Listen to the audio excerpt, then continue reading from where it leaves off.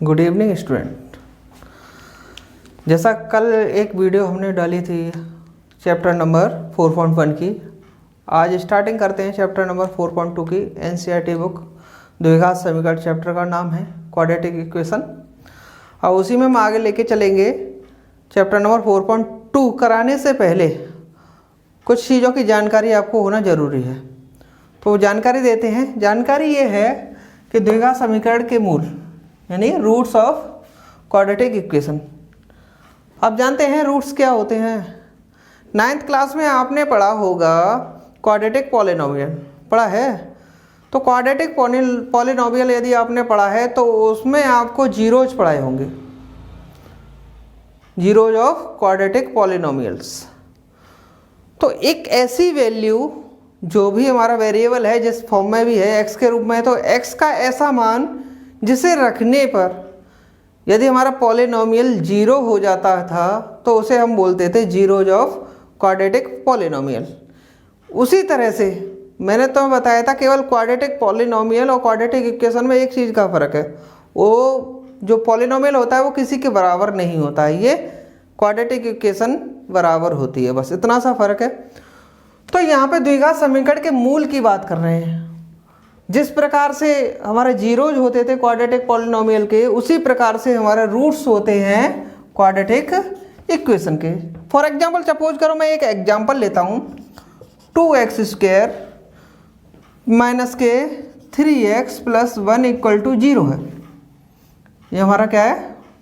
Quadratic equation है, क्योंकि equal का साइन लगा हुआ है, इक्वल में 0 है। कुछ भी और भी संख्या हो सकती थी, लेकिन हमें आगे 0 ही बनाना है। तो हमारे ये कोई क्वाड्रेटिक इक्वेशन है। अब इसमें x का मान ऐसा रखना पड़ेगा, x का ऐसा मान जिसे रखने पर ये जो लेफ्ट हैंड साइड है वो क्या हो जाए? 0 हो जाए। x का वह मान जिसे रखने पर जो इस इक्वेशन की लेफ्ट हैंड साइड है वो कितनी हो जाए? 0 हो जाए। तो उस मान को हम कहेंगे कि वो मान क्या है? रूट है किसका? क्वाड्रेटिक इक्वेशन का। अब बात आती है क्वाड्रेटिक इक्वेशन के रूट होते कितने हैं। एक बात ध्यान रखिएगा कि जितनी पावर का हमारा कोई इक्वेशन होगी, जितनी पावर की कोई इक्वेशन होगी उसके उतने ही रूट होंगे। यहाँ पर कितनी है? 2 पावर है। क्वाड्रेटिक इक्वेशन मतलब 2 पावर है वेरिएबल की। दैट मीन्स हम ये कह सकते हैं इसके दो ऐसे x के ऐसे 2 मान होंगे जिन्हें रखने पर ये वैल्यू 0 आ रही होगी। ठीक है, तो जैसे मैं इसमें रखता हूँ, पुट कर दो मैं कि x इक्वल टू 1 रखा हमने। जब मैं x इक्वल टू 1 रखता हूँ लेफ्ट हैंड साइड में, तो 2 इंटू 1 का स्क्वायर माइनस के 3 इंटू 1 प्लस 1। यहाँ देखा हमने क्या हुआ? 2 इंटू 1 का स्क्वायर 1 होता है, माइनस 3 बन जा 3 प्लस 1, 2 बन जा 2 माइनस 3 प्लस 1। यहाँ देखो 2 प्लस के 1 कितना आया? 3 और माइनस 3, 3 माइनस 3 करेंगे 0, 0 आया ना। तो दैट मीन्स हम कह सकते हैं, इसका मतलब हो गया दैट इज कि जो x इक्वल टू 1 है is a root of given equation. Equation हमारी क्या है? क्वाड्रेटिक इक्वेशन की बात कर रहे हैं, समझ में आप? तो यहाँ पे x बराबर 1 क्या है? इसका मूल है, रूट को हम मूल बोलते हैं। x बराबर 1 मूल है किसका? द्विघात समीकरण का। अब हमें x एक तो वैल्यू निकाली, अब इसमें हम कब तक चेक करेंगे? रूट निकालने के लिए कब तक चेक करेंगे? तो उसके लिए मेथड है फैक्टराइजेशन मेथड। सबसे पहला मेथड है फैक्टराइजेशन, उसे बोलते हैं गुणनखंड विधि। ठीक है, तो कैसे निकालते हैं ये समझ में आया होगा आपको। दोबारा से समझ लो। रूट का मतलब होता है x का वह मान जिसे रखने पर कोई इक्वेशन 0 हो जाए, तो वह क्या मान कहलाएगा? उसका रूट कहलाएगा। और कितने रूट होते हैं? जितनी पावर होगी उतने ही रूट होंगे। आगे जाके तुम 11th-12th में जाओगे तो वहाँ पे आपको ज़्यादा पावर वाले भी मिलेंगे कुछ क्वेश्चन। तो जितनी पावर होगी, जैसे 3 पावर वाली बात करते हैं हम, तो उसमें जितनी पावर होगी उसमें उतने ही क्या होंगे? उसके मूल होंगे। अब यहाँ से हम सीखते हैं फैक्टराइजेशन मेथड है। तो क्वेश्चन यही लिखा रहने देते हैं, एक आंसर यही आएगा x बराबर 1, ध्यान रखिएगा।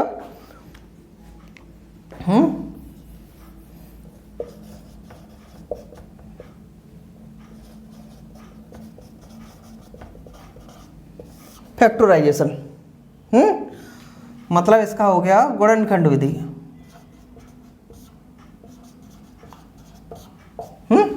अब इसका फैक्टराइजेशन से हमें क्या निकालने हैं, इसके रूट निकालने हैं। क्या करेंगे हम, ध्यान देना, कोई भी हमें इक्वेशन दे रखी है, उसमें एक टर्म होगा हमारा एक्स स्क्वायर वाला, उसका कोई कोफिशिएंट होगा, एक टर्म होगा एक्स वाला, उसका कोई कोफिशिएंट होगा, और जो एक होगा वो क्या होगा, हमारा कांस्टेंट टर्म होगा। क्लियर?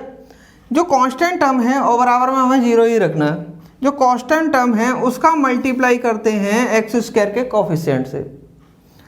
कांस्टेंट टर्म का मल्टीप्लाई किया एक्स स्क्वायर के कोफिशिएंट से, तो 2 इंटू 1 कितना आया, 2 आया। अब इस 2 के हमें ऐसे फैक्टर करने हैं, दो को ऐसा बनाना है, ये चिन्ह डिसाइड करता है कि जोड़ने पे या घटाने पे। यदि यहाँ पे प्लस है तो एडिशन करके, यदि यहाँ माइनस है तो सब्सट्रैक्शन करके। ठीक है, यदि प्लस है तो जोड़ने पर और माइनस है तो घटाने पर। तो यहाँ पे हमें बनाना है, इस 2 के ऐसे फैक्टर करने हैं कि जोड़ने पर कितना आ जाए, 3 आ जाए। क्लियर हुआ? तो यहाँ से 2 के ऑलरेडी फैक्टर हैं, 2 1 जा 2, 2 का एक ही फैक्टर होता है, 2 1 जा 2। और इन दोनों को यदि मैं जोड़ूँ 2 + 1 करूँ तो क्या हो रहा है, 3 हो रहा है। यदि 2 और 1 को ऐड कर रहा हूँ तो 3 हो रहा है, और 2 और 1 का मल्टीप्लाई कर रहा हूँ तो 2 हो रहा है। तो इसका मतलब ये सेटिस्फाई कर रहा है। तो यहाँ पे जो 3 है इसकी जगह हम ये लिख देंगे, चिन्ह वैसे ही के वैसा बना रख देंगे। तो 2x² माइनस का ऐसे ही कैसा, इसकी जगह क्या लिखे हमने, 2 + 1, ये x ऐसे ही कैसे आई, प्लस के 1 = 0। क्लियर? अब यहाँ से आगे से माइनस का गुणा होगा, इधर से x का गुणा करेंगे, कितना हो जाएगा, 2x² माइनस के, ये माइनस हो गया, 2 इधर से गुणा किया x हो गया, फिर इसका इसमें गुणा किया तो माइनस के 1 है, 1 का किसी में मल्टीप्लाई करते हैं तो वही का वही रहता है, प्लस के 1। अब तक हमारे टोटल कितने टर्म्स थे, 1 2 3 थे। अब यहाँ पर कितने हो गए, 1 2 3 4। 3 के हम जोड़े नहीं बना सकते थे, 4 के हैं तो जोड़े बना सकते हैं, 2 जोड़े बन गए, एक पहला जोड़ा एक दूसरा जोड़ा। क्लियर हुआ?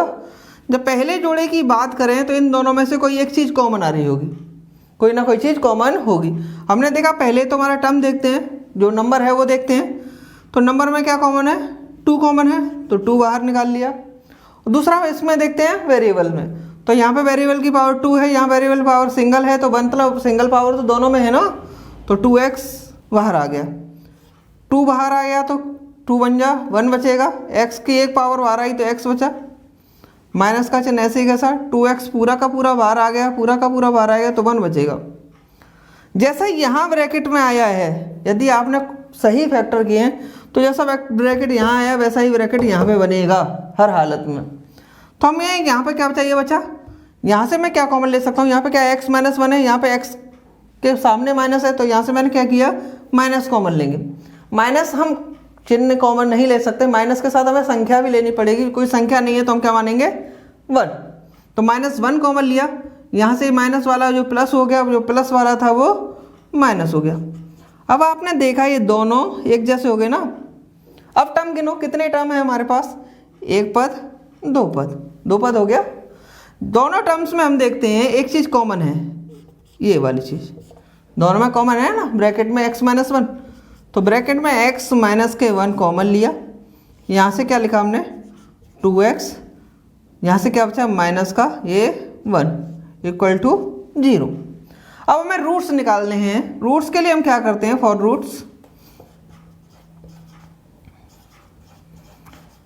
मूल्स के लिए हम क्या करते हैं, जो दोनों फैक्टर हैं दोनों को हम सेपरेटली 0 के बराबर करेंगे। गणित का एक रूल होता है, 2 चीज़ें यदि मल्टीपल में 0 के बराबर हैं तो कैसा केवल तभी पॉसिबल है वो दोनों अलग अलग 0 के बराबर होंगी।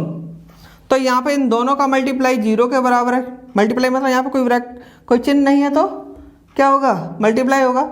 यदि दोनों का मल्टीप्लाई 0 के बराबर है दैट मीन्स हम कह सकते हैं कि दोनों अलग अलग भी 0 के बराबर होंगी। x माइनस 1 इक्वल टू 0 होगा, दूसरा क्या होगा एंड 2x माइनस 1 भी 0 के बराबर होगा। यहाँ से x की वैल्यू निकालना है तो 1 इधर चला गया, x और क्या आया 1 आया, और यहाँ से x की वैल्यू निकालना है तो 2x 1 इधर गया तो इधर 1 हो गया, 2 का इधर डिवाइड लग जाएगा, x और आ जाएगा 1/2। तो कितने फैक्टर आए 2 आए। अभी हमने 1 तो रख के दिखाई दिया था। अब के बाद आपका काम इतना है कि x बराबर 1/2 रखना है, ये इक्वेशन दे रखी है इसमें, और फिर देखना है कि लेफ्ट हैंड साइड में रखने पर ये वैल्यू 0 हो रही है या नहीं हो रही, क्योंकि रूट है तो होगी, गारंटेड होगी, ठीक है ना।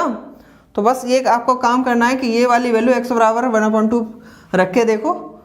एक हमने रख के दिखा दिया x बराबर 1/2, आप रख के देखो तो पता चलेगा कि हाँ ऐसा होता है। क्लियर। अब हम एक्सरसाइज की बात करते हैं, एक्सरसाइज 4.2। जैसा मैंने सिखाया है वही क्वेश्चन में हमें अप्लाई करना है। क्वेश्चन नंबर फर्स्ट कह रहा है हमारा find the root of the following quadratic equation by factorisation. हमें गुणनखंड विधि से जो हमें क्वाड्रेटिक इक्वेशन द्विघात समीकरण दे रखे हैं उनके मूल ज्ञात करने हैं। हिंदी में बात करें तो यहाँ पे हमने 2 सवाल लिखे हैं, एक ये लिखा है, दूसरा पहला लिखा है, एक तीसरा लिखा है, दूसरा आपके लिए छोड़ दिया है हमने। तो हम पहले की बात करेंगे, तरीका वही करेंगे, एक बार समझेंगे दोबारा से। उसमें मैंने पिछली बार पे प्लस वाला कराया था, यहाँ पे माइनस वाला ये वाला। तो हमारा यही काम होता है कि x² माइनस के 3x माइनस के 10 है। क्लियर। हम क्या करते हैं, इस वाली संख्या का इसमें मल्टीप्लाई करते हैं यहाँ। अब आप कहेंगे यहाँ पे तो कुछ है ही नहीं, ये तो क्वेश्चन नंबर पड़ा हुआ था, यहाँ पे कुछ नहीं है, तो जहाँ कुछ नहीं है तो इसका मतलब वहाँ 1 तो होगा ही। तो क्या हो जाएगा 10 1 जा 10 गुणा 1 करेंगे क्या आएगा 10 आएगा। अब हमें 10 के ऐसे फैक्टर करने हैं कि ये चिन्ह डिसाइड करता है, प्लस है तो जोड़ने पर और माइनस है तो घटाने पर। क्लियर हुआ।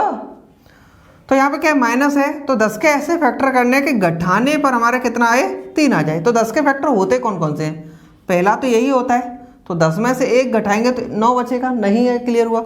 दूसरा 10 बराबर क्या होता है 2 गुणा 5 भी तो होता है, 2 गुणा 5 होता है।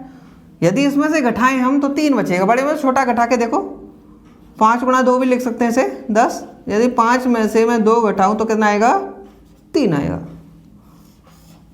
क्लियर हुआ। तो यहाँ से हमें पता चला इस 3 की जगह हम क्या लिख सकते हैं 5 माइनस 2 लिख सकते हैं।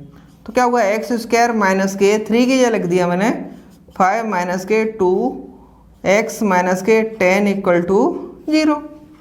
वैसे इस वाले ब्रैकेट को लगाने की ज़रूरत नहीं है, जब आप सीख जाएंगे तो इसे हम डायरेक्ट भी कराना सिखा देंगे आपको। एक स्टेप छोड़ दिया करेंगे, बस डायरेक्ट भी कर सकते हैं इसे हम। तो यहाँ से हमने देखा आगे से माइनस का मल्टीप्लाई हो रहा है, इधर से x का मल्टीप्लाई हो रहा है। जब भी माइनस का मल्टीप्लाई होता है तो अंदर वाले साइन चेंज हो जाते हैं। यदि प्लस है कोई तो माइनस हो जाएगा, जो माइनस है वो प्लस हो जाएगा। तो यहाँ से वही होगा x² ऐसे ही कैसे रहा, माइनस का मल्टीप्लाई कर रहे हैं तो 5 क्या है प्लस है, तो प्लस का क्या हो जाएगा माइनस का 5, x इधर से मल्टीप्लाई हुआ माइनस के 5x, माइनस का इसमें मल्टीप्लाई किया तो माइनस ऑलरेडी है यहाँ पे, माइनस माइनस क्या हुआ प्लस, बताया था हमने। इधर से x का गुणा किया तो क्या है 2x माइनस के 10 इक्वल टू 0। अब हमारे पास कितने टर्म्स थे 1 2 3 हुए, कितने 1 2 3 4। 3 के हम जोड़े बना नहीं सकते थे, 4 के जोड़े बना सकते हैं, 2 2 का पेयर बना दिया। पहले 2 को साथ लिखा, दूसरे 2 को साथ लिखा। पहले 2 से देखते हैं हमारा कॉमन क्या आ सकता है, तो कोई नंबर तो है ही नहीं यहाँ पे कॉमन वाला, केवल वेरिएबल है। यहाँ पे x² है, यहाँ पे x है, तो क्या कॉमन आ रहा है x कॉमन आ रहा है। एक x कॉमन लेंगे तो पावर 2 पावर है, एक x बाहर निकल आया तो एक x बचेगा। क्लियर। माइनस के 5x बाहर ही चला गया तो 5 बचेगा, केवल ब्रैकेट लगा दिया।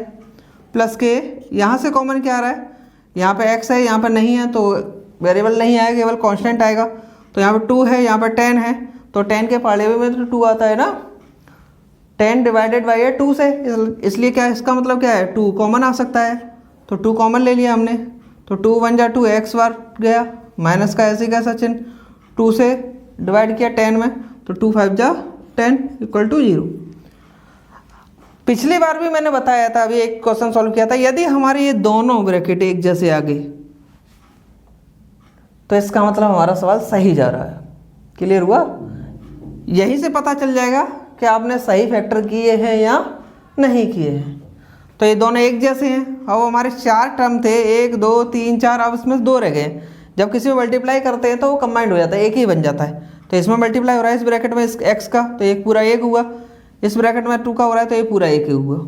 ठीक है, यहाँ सेपरेट है प्लस के कारण है, तो केवल 1 2, इन दोनों में क्या कॉमन है हमारा? x - 5 x - 5, तो ब्रैकेट में x - 5 कॉमन ले लिया। यहाँ से क्या बचेगा? x बचेगा, इधर से प्लस, इधर से क्या बचा? 2 इक्वल टू क्या हो गया? 0। क्लियर है ना? अब अभी मैंने बताया आपको कि जब भी 2 टर्म मल्टीप्लाई में 0 के बराबर हैं, दैट मीन्स हम कह सकते हैं कि वो दोनों अलग अलग 0 के बराबर होंगे, और वहाँ से हम x की वैल्यू निकालेंगे। वही x की वैल्यू हमारी क्या कहलाती है? रूट कहलाती है क्वाड्रेटिक इक्वेशन का। क्लियर? तो यहाँ से निकालिए, पहले रखेंगे x - के 5 इक्वल टू 0 एंड दूसरा रखेंगे x + के 2 इक्वल टू 0। x - 5 रखेंगे तो इधर आया x इक्वल टू क्या आएगा? 5 आ गया, पहला आंसर। दूसरा आंसर क्या आएगा? इस 2 को इधर लेंगे तो x इक्वल टू - के 2। इसका मतलब हम कह सकते हैं हेंस जो हमारे x equal to 5 and x equal to -2 are roots of given quadratic equation. Clear हुआ? एक आंसर हमारा क्लियर हुआ। समझ में आ ही गया होगा। यदि आपको हमारी वीडियो समझ में आ रही है, हमारा पढ़ाया हुआ समझ में आ रहा है, तो हमारी वीडियो को लाइक करें, सब्सक्राइब करें और शेयर करें अपने फ्रेंड्स के साथ। हम आगे भी इसी तरह से वीडियो बनाते रहेंगे। इस तरह से ये समझ में आया होगा आपके। अब हम बात करेंगे क्वेश्चन नंबर 3 की। इस क्वेश्चन को देखते ही बच्चे डर जाते हैं। उनके लिए ये रूट आ गया तो इसका मतलब जाने कितना कठिन सवाल हो गया, ये सोचने लगते हैं। लेकिन ऐसा है नहीं है। यदि हम समझेंगे, चीज़ें हमें पूरी तरह से पता हैं, तो हर क्वेश्चन आसान है। क्वाड्रेटिक इक्वेशन इतना कठिन नहीं है, क्योंकि अब तुम्हारे जो सिलेबस है पहले के मुकाबले थोड़ा कम है। क्वाड्रेटिक इक्वेशन में पहले और भी चीज़ें होती थी, वो शायद आप अगली क्लास में जाएंगे तब पढ़ेंगे उन चीज़ों को। तो आपके सिलेबस में जितना है उतना बताएंगे हम, और कुछ चीज़ें एक्स्ट्रा भी बताएंगे जब चैप्टर ख़त्म होने वाला होगा। तो तब तक हमारे चैनल को देखते रहिए। अब इस क्वेश्चन की बात करते हैं हम। यहाँ पर 2 रूट आ गए, गौर करते हैं रूट कौन सा रूट है? रूट में क्या है? केवल 2 है। यहाँ पे भी रूट में 2 ही है। क्लियर हुआ ना? तो हम क्या करते हैं, वही काम कि जो कांस्टेंट टर्म है उसका मल्टीप्लाई करते हैं x² के कोफिशिएंट से। तो मल्टीप्लाई करके देखो भाई, √2 मल्टीप्लाई करेंगे 5√2 से। जब मैं मल्टीप्लाई करता हूँ तो रूट में मल्टीप्लाई करेंगे तो रूट का होल स्क्वायर हो जाएगा, इंटू 5 हो जाएगा। रूट का मतलब होता है 1/2 पावर, 1/2 पावर 2 पावर से कैंसिल हो गए, क्या हो गया? 2 × 5, 2 × 5 क्या आया? यानी 10 आया। अब हमें देखो फैक्टर करने की ज़रूरत भी नहीं पड़ी, मतलब हमारे पास 10 आया और यहाँ पे क्या है? प्लस है, मतलब जो 10 है 10 है उसे जोड़ने पर कितना बनाना है हमें? 7 बनाना है। तो 10 के फैक्टर हमारे पास ऑलरेडी मौजूद हैं। देखिए 2 × 5, 2 × 5 हो गए ना, 2 × 5 करेंगे तो 10 आ रहा है। क्लियर? तो यही इस 7 को क्या लिख देंगे? यही लिख देंगे, 2 + के 5 लिख सकते हैं। 7 हो रहा है ना, मल्टीप्लाई कर रहे हैं तो 10 हो रहा है और ऐड कर रहे हैं तो 7 हो रहा है। तो इसे देखो क्या हुआ? √2x² प्लस के 7 को लिखा मैंने 2 + के 5x प्लस के 5√2 इक्वल टू 0। मल्टीप्लाई किया यहाँ से तो √2x² प्लस के, यहाँ से मल्टीप्लाई किया तो 2x प्लस के 5x प्लस के 5√2 इक्वल टू 0। अब कन्फ्यूजन वाली बात यह है कि बच्चे बोलेंगे सर यहाँ से आप कॉमन कैसे लें? ये √2 है, ये 2 है केवल। तो अभी यहाँ से हमने देखा 2 कैसे आया? 2 कैसे मिला है हमें? √2 का होल स्क्वायर था, तभी तो 2 मिला है। स्क्वायर से 2 काट दिया है, तो हम उल्टा कर देंगे इसी चीज को, ये लिख देंगे। तो 2 को मैं क्या ले सकता हूँ, √2x² प्लस के, इस 2 को लिख सकता हूँ रूट के अंदर 2 का होल स्क्वायर। हो गया ना। ये x ऐसे कैसा आया, प्लस 5x प्लस के 5√2 इक्वल टू 0। ठीक है ना। अब हमारे पास वही बन गए 1 2 3 4, पहले 2 लास्ट के 2। पहले 2 से क्या कॉमन है, √2, यहाँ पे √2 का होल स्क्वायर है तो एक √2 कॉमन आ गया। यहाँ पे x² है, यहाँ पे x है तो एक x कॉमन आ गया। क्लियर है ना। ये वाली बात भी यदि आपको समझ में नहीं आ रही है तो मैं और डिस्क्राइब कर सकता हूँ इस वाली बात को। यदि समझ में ना आए तो मुझे कमेंट में एक बार जरूर बता देना, मैं स्पेशल इसी का एक शॉर्ट वीडियो बना के आपके लिए डाल दूंगा। ठीक है। तो √2x कॉमन आया, √2 पूरा बाहर आ गया, x की एक पावर बाहर आ गई, तो क्या बचा, एक x बचेगा, प्लस √2 कॉमन लिया तो √2 का होल स्क्वायर था, एक √2 बाहर चला गया तो एक √2 बचेगा, x तो बाहर चला गया तो कोई भी नहीं बचा, प्लस यहां से हम देखेंगे इन दोनों से क्या कॉमन है, x तो है ही नहीं, यहाँ भी 5 है, यहाँ भी 5 है, तो 5 ही कॉमन है। 5 क्या होगा, x प्लस के √2 इक्वल टू 0। जैसा कि मैंने अभी इस वाले क्वेश्चन में बताया था, यदि हमारे दोनों एक जैसे हो जाए दोनों ब्रैकेट, तो इसका मतलब हम सवाल को सही कर रहे हैं। क्लियर। यहाँ भी देखते हैं हम, दोनों का एक जैसा आ गया ना। जब एक जैसा आ गया, ये 2 टर्म है 1 2, दोनों से कॉमन ले सकते हैं, तो x प्लस के √2, यहाँ से क्या बचा, √2x प्लस के 5 इक्वल टू 0। हो गए फैक्टर।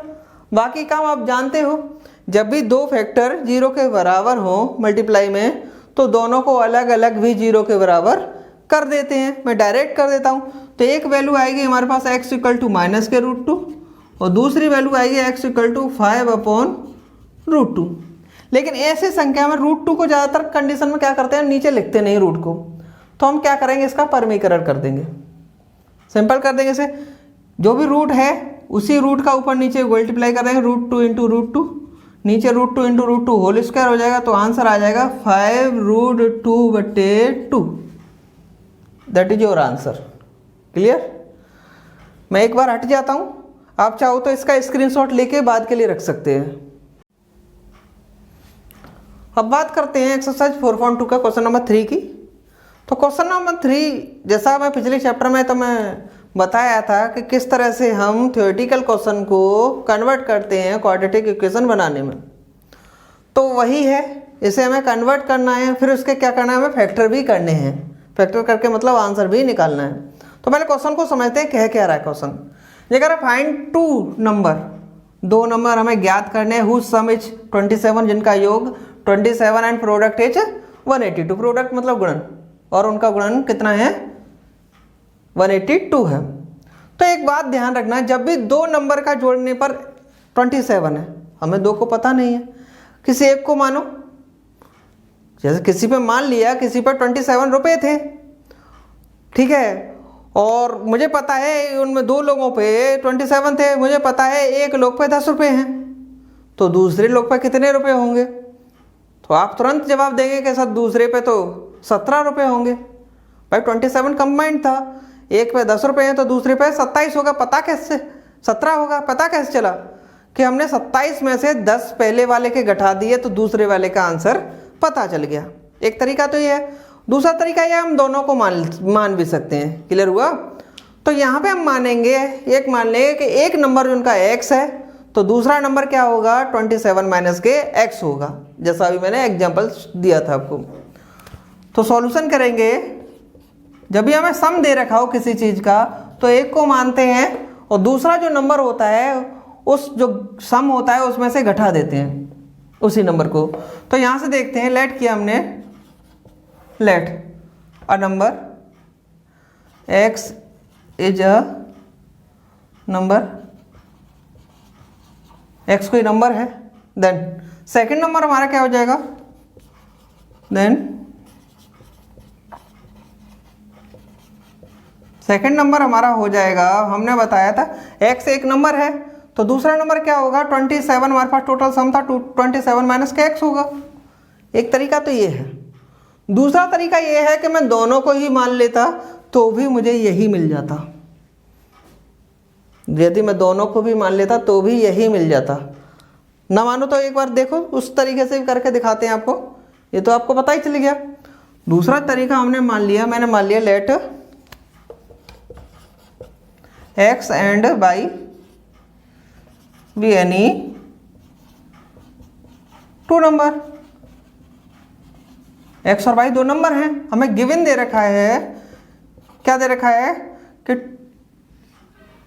सम इज कितना है इन टू नंबर का, two number whose sum is 27। दोनों का जोड़ने पर कितना आ रहा है, x प्लस के y इक्वल टू आ रहा है हमारे पास 27।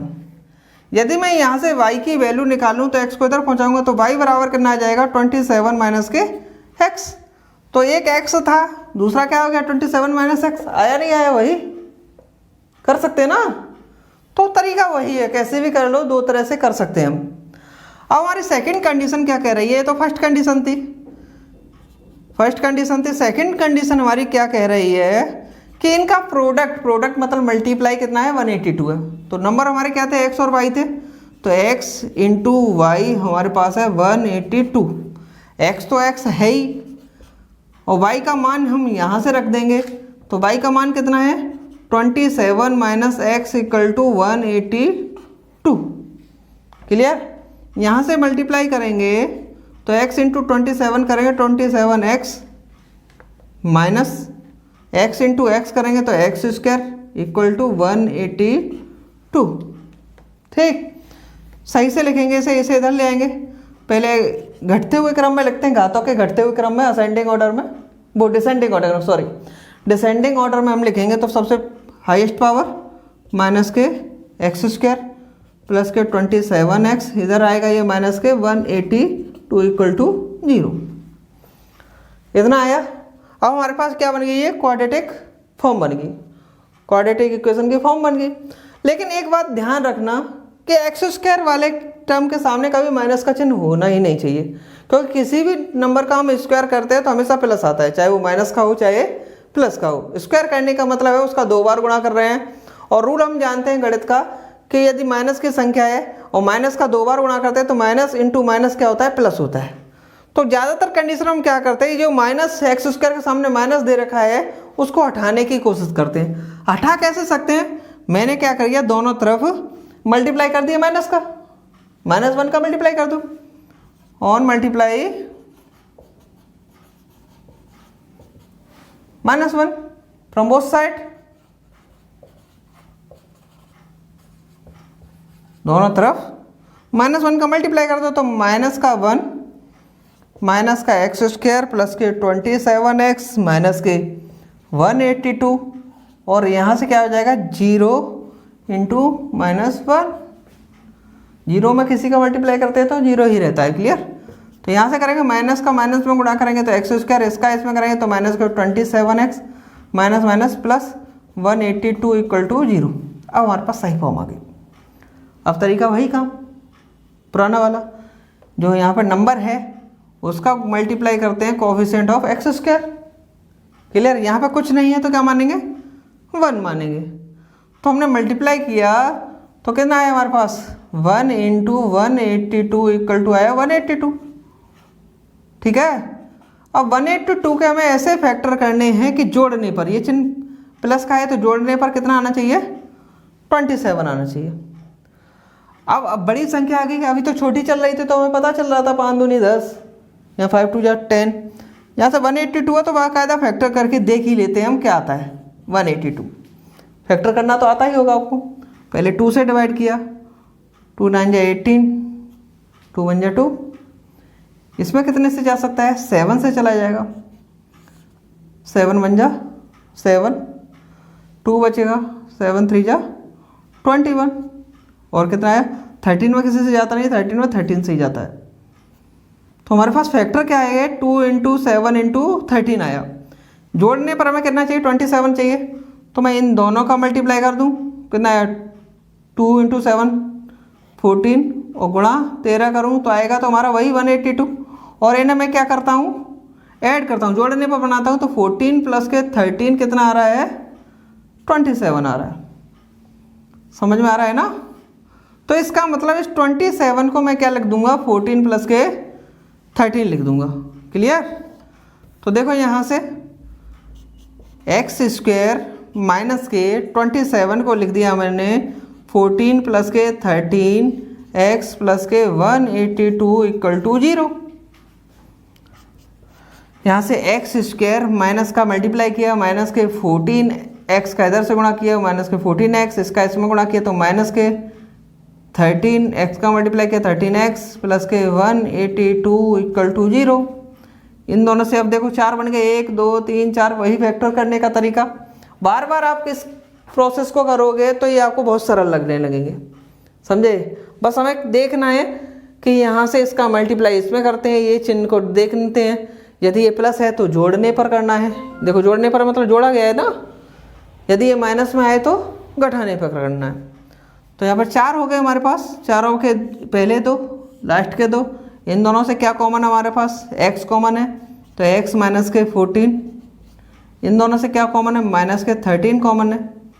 माइनस के 13 कॉमन लिया तो x प्लस का हो गया। हमें एक सा ही बनाना है कैसे भी, तो ये माइनस का था इसलिए मैंने माइनस कॉमन ले लिया, तो ये प्लस का हो गया अंदर वाला। तो ये प्लस वाला है तो ये माइनस हो जाएगा। 13 का इसमें डिवाइड करेंगे 182 में तो 14 टाइम जाएगा, भाग करके दे लेना।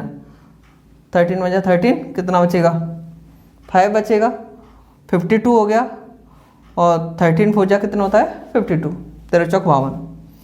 इन दोनों से अब दो टर्म हो गए हमारे पे, 1 2, इन दोनों से कॉमन ले सकते हैं हम, x माइनस के 14 और दूसरा क्या हो जाएगा x माइनस के 13 इक्वल टू 0। तो दोनों टर्म निकाल लेंगे, फैक्टर करेंगे नाउ। दो टर्म यदि मल्टीप्लाई में 0 के बराबर है तो अलग अलग भी 0 के बराबर होंगे। तो x माइनस के 14 equal to 0 and x minus के 13 इक्वल टू 0। यहाँ से वैल्यू निकली x इक्वल टू 14 और दूसरी वैल्यू निकली एंड x इक्वल टू 13। दोनों को ऐड करके देखो 27 आ रहा है, मल्टीप्लाई करके देखेंगे तो 182 आएगा।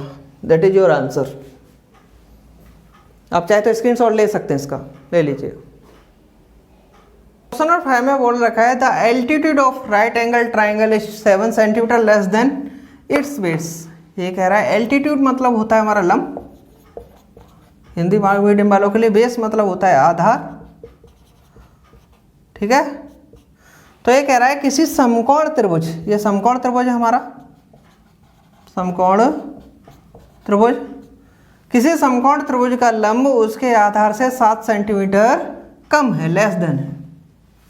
तो यहाँ पे देखो लंब की तुलना हुई है आधार से, और कितना कम है आधार से, 7 सेंटीमीटर कम है।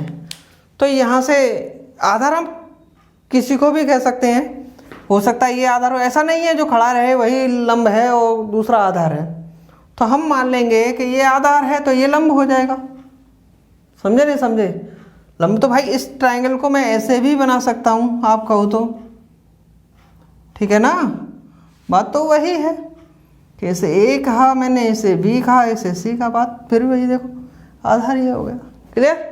तो ट्रायंगल में लंब और आधार डिसाइड करने का तरीका ये है कि जब हमें कोई एंगल दे रखा होता है, यहाँ पर राइट एंगल ट्रायंगल के अलावा कोई एंगल दे रखा है, तो उस एंगल के सामने वाली साइड हमेशा एल्टीट्यूड होती है, लंब उसके सामने वाली साइड होती है। यहाँ पर कोई एंगल नहीं है तो एक एल्टीट्यूड किसी को भी हम मान सकते हैं। तो ये कह रहा है जो लंब है वो क्या है, आधार से कितना कम है, 7 सेंटीमीटर कम है। तो हमें मानना पड़ेगा, लेट किया हमने, let base of triangle, base of triangle हमने क्या मान लिया, x मान लिया, कितना है, x सेंटीमीटर। देन एल्टीट्यूड हमारा क्या हो जाएगा, एल्टीट्यूड हो जाएगा हमारे पास, इससे कितना सेंटीमीटर कम था, x से 7 सेंटीमीटर कम था। और जो हमें हाइपोटेनियस दे रखा है इसका, हाइपोटेनियस दे रखा है वो कितना दे रखा है हमें, 13 सेंटीमीटर। क्लियर हुआ। ये हमारा बेस हो गया, ये एल्टीट्यूड हो गया, ये हाइपोटेनियस हो गया, तीनों चीज़ हमारे पास मौजूद है। भाई पाइथागोरस प्रमेय, भाई पाइथागोरस थ्योरम, हम क्या जानते हैं कि लंब का स्क्वायर प्लस आधार का स्क्वायर बराबर क्या होता है, कर्ण का square. Altitude square plus base square equal to होता है हाइपोटेन्यूज स्क्वायर। क्लियर हुआ ना? तो यहां से वही लगाएंगे भाई,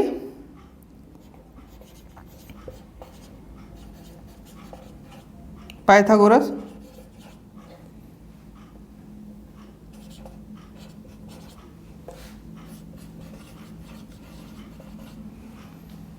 पाइथागोरस थ्योरम जब लगाएंगे हम यहाँ से, तो हम क्या देखते हैं कि L square plus V square equal to क्या होता है, एच स्क्वायर। बड़ा होगा आप लोगों ने, L square plus V square equal to H square होता है।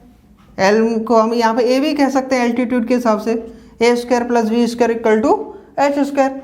अब हमारे पास ए की वैल्यू कितनी है, देखो बेस मतलब हमने v मान लिया, तो बेस कितना है हमारे पास x है, a की वैल्यू कितनी है x माइनस 7 है, तो x माइनस 7 का होल स्क्वायर प्लस x का स्क्वायर, हाइपोटेन्यूज कितना दे रखा है हमें 13 का स्क्वायर, हो गया ना। बस सॉल्व करेंगे, यहाँ से होल स्क्वायर खोलेंगे तो a square plus b square minus के 2, a की जगह हमारा x हो जाएगा, b की जगह 7 हो जाएगा, a square b square minus 2ab plus x square, 13 का स्क्वायर होता है 169। तो सॉल्व किया यहाँ से, एक्स स्क्वायर प्लस के 49 माइनस के कितना हुआ यहाँ से 14x प्लस एक्स स्क्वायर, इसे इधर ले आए तो माइनस के 169 इक्वल टू 0। एक्स और एक्स कितना हुआ 2x स्क्वायर माइनस के 14x, इसमें से इसे घटा देंगे हम तो कितना बचेगा माइनस के 120 बचेगा इक्वल टू 0। क्लियर है ना? तो यहां से हम देखते हैं हमारे पास इक्वेशन आई 2x स्क्वायर माइनस के 14x माइनस के 120 इक्वल टू 0। वैसे हम यहीं से सॉल्व कर सकते हैं, लेकिन मुझे एक सरल तरीका ये दिख रहा है कि इन सब में 2 से डिवाइड जा रहा है, तो 2 का दोनों तरफ डिवाइड कर दिया हमने, ऑन डिवाइडिंग बाई 2, ऑन सरल करने के लिए 2 वो साइड, दोनों तरफ 2 से डिवाइड करेंगे तो 2x स्क्वायर बटे 2 माइनस के 14x बटे 2 माइनस के 120 अपॉन 2 इक्वल टू 0। कैंसिल हो जाएगा, 2 से 2 कैंसिल आउट, एक्स स्क्वायर बचा है, यहाँ से 7x बचा है माइनस के 60 बचा है इक्वल टू 0। आ गया सही सवाल। अब इसका इसमें हमें मल्टीप्लाई करना है, यहाँ पे क्या है 1 है, यहाँ पर चिन्ह क्या है माइनस है, तो घटाने पर कितना आना चाहिए 7 आना चाहिए। तो 60 या 60 होता है, 60 इंटू 1 कितना होगा 60 होगा। 60 कैसे फैक्टर करने चाहिए कि घटाने पर 7 आना चाहिए, तो फैक्टर करने का तरीका हम बता चुके हैं आपको, फैक्टर नहीं याद रहते हैं तुम्हें। तो 2 से 30, 2 से 15, 3 से 5, 5 से 1 मल्टीप्लाई है 2 इंटू 2 इंटू 3 इंटू 5। हमें कुछ ऐसा बनाना है कि घटाने पर 7 आ जाए, तो कितना हो जाएगा 2 2 जा 4, 4 3 जा 12 मल्टीप्लाई बाई 5, 12 5 जा कितना होता है 60, माइनस करेंगे तो 12 में से यदि मैं 5 लेस करूं तो कितना बचेगा 7 आ जाएगा ना। तो मैं बस लिख दे रहा हूं, बाकी आपको ही करना है, क्योंकि कुछ चीज़ें आपको करना सीखनी चाहिए, ठीक है। तो यहाँ से क्या हुआ हमारे पास एक्स स्क्वायर माइनस के 7 को लिख सकते हैं हम 12 माइनस के 5 एक्स माइनस के 60 इक्वल टू 0। इसके आगे आपको खुद करना है, वैल्यू निकालनी है। जो एक्स की वैल्यू निकलेगी वो यहाँ पे उठा के रख देंगे, तो एक्स का मान क्या निकलेगा, एक्स का मान निकलेगा आपका 12, कितना निकलेगा 12 निकलेगा, और 12 यहाँ पे रखेंगे तो हमारा बेस क्या हो जाएगा 12 हो जाएगा, एल्टीट्यूड क्या हो जाएगा 12 माइनस के 7 करेंगे तो 5 हो जाएगा। क्लियर हुआ ना? तो यहाँ से आपको निकालना है 12 आंसर। अब कहेंगे यहाँ पे 2 आंसर निकलते हैं, तो दूसरा जो आंसर निकलेगा वो माइनस में निकलेगा, और लेंथ कभी माइनस में नहीं होती है, किसी भी साइड को हम नापें वो माइनस में नहीं माप सकते हम। क्लियर हुआ ना? तो उसे क्या करेंगे हम नेगलेक्ट कर देंगे, उसे क्या कर देंगे छोड़ने पर। क्लियर हुआ? तो इसके आगे आपको खुद करना है, TYS लिख दिया है मैंने, ट्राई योर सेल्फ, ठीक है। यदि आपको हमारी वीडियो अच्छी लगती है तो हमारे चैनल को लाइक करें, शेयर करें और सब्सक्राइब का बटन ज़रूर दबा दें। नीचे है रेड कलर का, दबा दें। धन्यवाद।